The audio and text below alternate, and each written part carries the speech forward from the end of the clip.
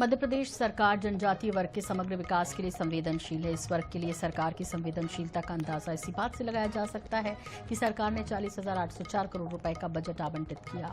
इतना ही नहीं, जनजातीय समृद्ध संस्कृति के संरक्षण और विकास के लिए सरकार कई नवाचारी कदम भी उठा रही है। सरकार के प्रयासों से जनजातीय वर्ग में विकास की भी एक नई राह खुल गई है।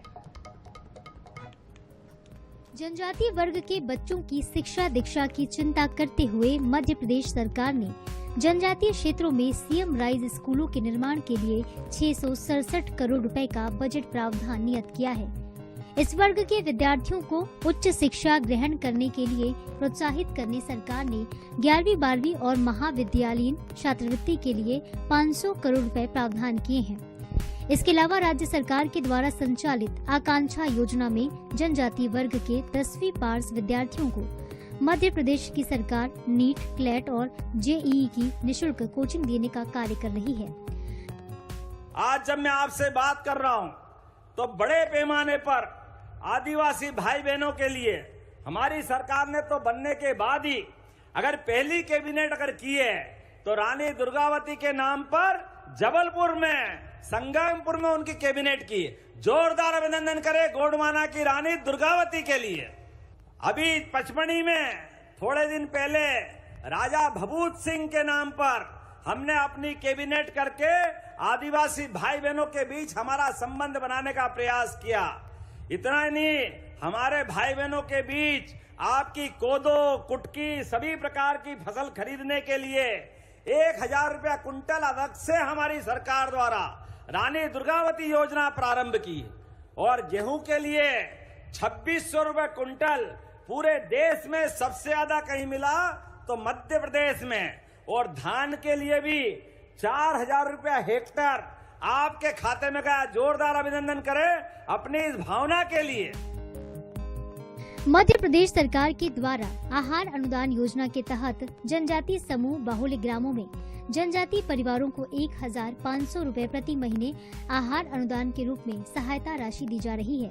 इसके लिए सरकार ने करोड़ों रुपए आवंटित किए हैं। इस राशि से बैगा, भारिया और सहरिया जनजातीय परिवारों को निःशुल्क आहार अनुदान वितरित किया जा रहा है। वहीं विशेष पिछड़ी जनजातियों के समग्र विकास के लिए सरकार 100 करोड़ रुपए अतिरिक्त खर्च कर रही है।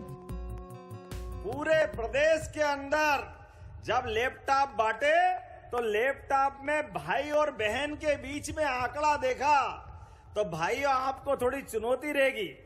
बहनों की संख्या 60% थी, भाई 40 पे अटक गए। ये जो अपना समय बदला है। जोरदार बच्चियों के लिए ताली बजाओ। हमारे अपनी बच्चियों ने जो रिकॉर्ड बनाया है हमारे लिए, तो आज रानी दुर्गावती दिखाई दे रही है। बोले रानी दुर्गावती महारानी की, टंट्या मामा की, बिरसा मुंडा की। जिस प्रकार का समय चल रहा है हमारे आदिवासी अंचल में, अंचल के साथ साथ सभी वर्गों को लेकर के जिस प्रकार से हमारी सरकार काम कर रही है, हमने आज जब बच्चों को लैपटॉप दिए तो लैपटॉप देने के बाद आपको बताना चाहूंगा 2 साल के अंदर 15,000 से ज्यादा स्कूटी दी है। जो बच्चे अपने स्कूल में, बच्चे या बच्ची स्कूल में टॉप कर रहे हैं, वो अपने जिस मुकाम पे वो पहुंचे उनके लिए 1.25 लाख से ज्यादा की स्कूटी मध्य प्रदेश सरकार के द्वारा दी जा रही है। जोरदार अभिनंदन करें बच्चों को बढ़ाने के लिए। बच्चे भविष्य कल का, उनके जीवन में ये मुकाम आता है, वो अपनी क्षमता योग्यता से, अपनी पढ़ाई से अपना स्थान पाते हैं। जनजाति वर्ग के उत्थान के लिए सरकार कोई कसर नहीं छोड़ रही है। जनजातीय क्षेत्रों में खेल मैदानों का निर्माण कार्य किया जा रहा है, जिससे जनजातीय वर्ग के युवाओं को खेलों से जोड़ा जा सके। इसके अलावा विशेष जनजातीय क्षेत्रों में 217 नए आंगनबाड़ी भवनों का भी निर्माण किया जा रहा है, ताकि जनजातीय वर्ग के बच्चों की देखभाल की जा सके।